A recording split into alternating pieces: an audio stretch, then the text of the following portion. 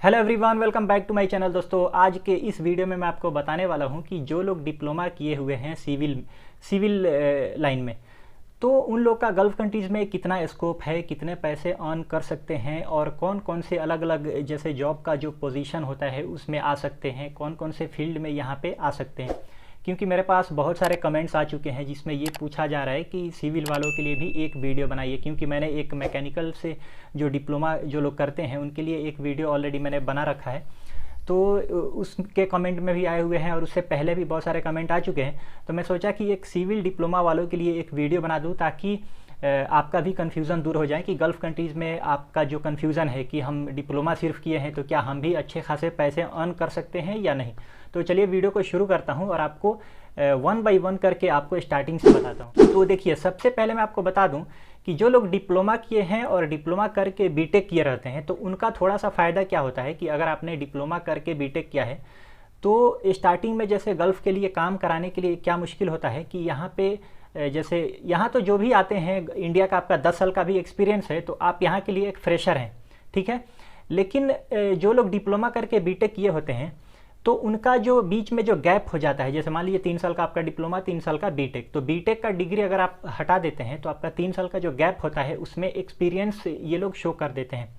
लेकिन जो लोग एकदम फ्रेशर हैं, जैसे मान लीजिए जो इंटर करके बीटेक कर लिए, तो इनके बीच में कुछ भी गैप नहीं है तो आप शो नहीं कर सकते, एक्सपीरियंस शो नहीं कर सकते हैं। यानी आपको काम करना पड़ेगा उतना साल, तभी जाके आपका, क्योंकि यहाँ पे आने के लिए कम से कम 4-5 साल का इंडिया का भी एक्सपीरियंस होगा। तो हालांकि यहाँ के लिए आप फ्रेशर हैं लेकिन फिर भी 4-5 साल इंडिया का एक्सपीरियंस आपके पास होगा, तभी इंटरव्यू में बैठने के लिए कुछ इंटरव्यू में आपको चांस मिलता है।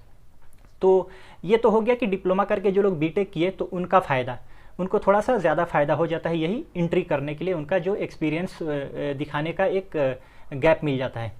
अब दूसरी बात कि जो लोग सिर्फ और सिर्फ डिप्लोमा कर लिए सिविल लाइन में और यहाँ पे आना चाहते हैं और पैसे कमाना चाहते हैं, तो वो कौन कौन से पोजीशन पे आ सकते हैं। तो देखिए, अगर आपने डिप्लोमा किया है तो आप तो यहाँ पे टेक्नीशियन में भी आ सकते हैं। हालांकि यहाँ पे जो लोग बीटेक किए हुए हैं वो भी टेक्नीशियन के उसमें आते हैं।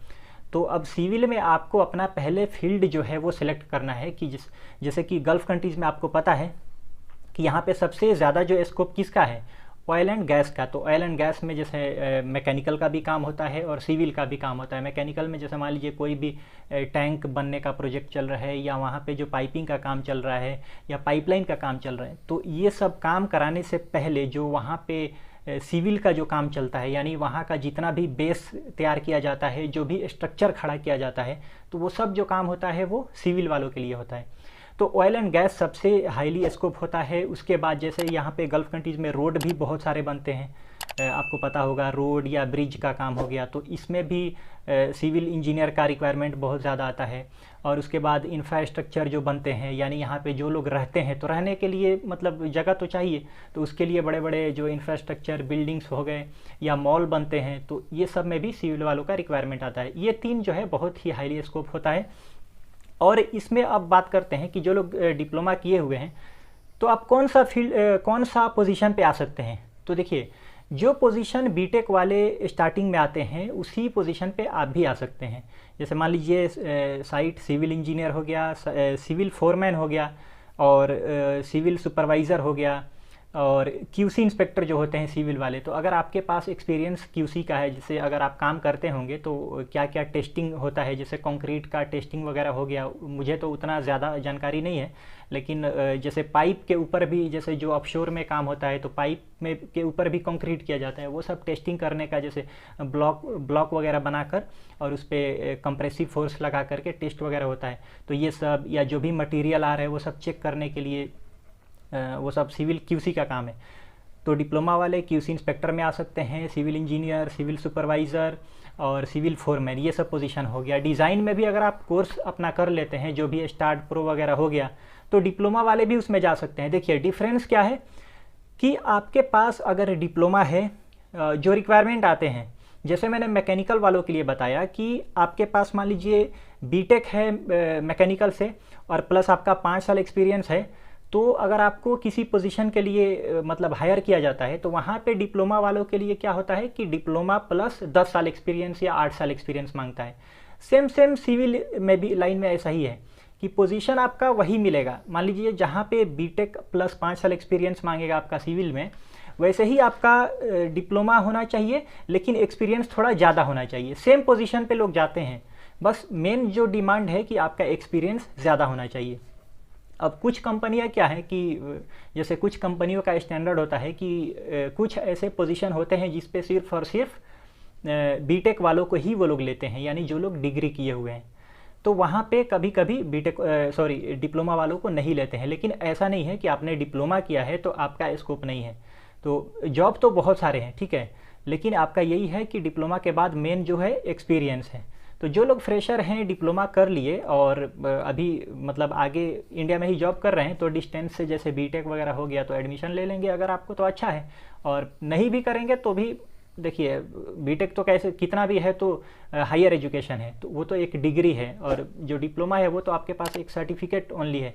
तो सर्टिफिकेट और डिग्री में कभी भी डिफरेंस तो रहेगा, थोड़ा बहुत सैलरी का भी हो सकता है। अब रही बात कि सैलरी क्या है, तो स्टार्टिंग में अगर आप बीटेक किए हैं चाहे डिप्लोमा किए हैं, सेम पोजीशन पे आते हैं, मान लीजिए सिविल फोरमैन में आते हैं, तो आपका जितना सैलरी रहेगा, आपके साथ में जो सिविल फोरमैन में जो बीटेक करके आ रहा है उसका भी सैलरी उतना ही रहेगा। और स्टार्टिंग का सैलरी क्या है, दुबई का दिरहम में नहीं बता के मैं इंडिया का मनी में बता रहा हूँ। बहुत सारे लोगों को कन्फ्यूज़न हो जा रहा है कि सर आप इंडियन के रुपीज़ में बताइए।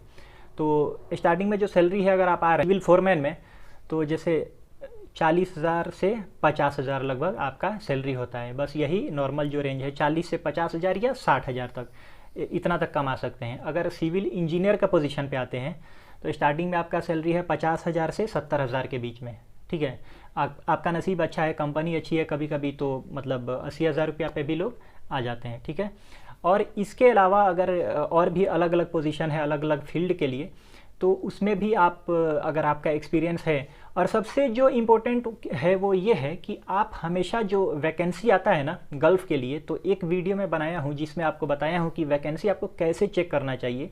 तो आप वो जा कर के वीडियो देख लीजिए कि वैकेंसी कैसे चेक किया जाता है। लिंक मैं दे रहा हूँ डिस्क्रिप्शन में। उससे आपको फ़ायदा क्या होगा कि आप इंडिया में जॉब करते रहिए और वैकेंसी चेक करते रहिए कि कौन सा फील्ड में वैकेंसी सिविल इंजीनियर के लिए ज़्यादा आ रहा है। और उसमें क्राइटेरिया भी वो लोग डाले होते हैं कि डिप्लोमा प्लस 10 साल का एक्सपीरियंस ऑयल एंड गैस में, diploma plus 5 year experience in road line. तो जो भी है उससे आपको पता चलेगा कि आप जिस फील्ड में काम कर रहे हैं उसका रिक्वायरमेंट कितना आ रहा है।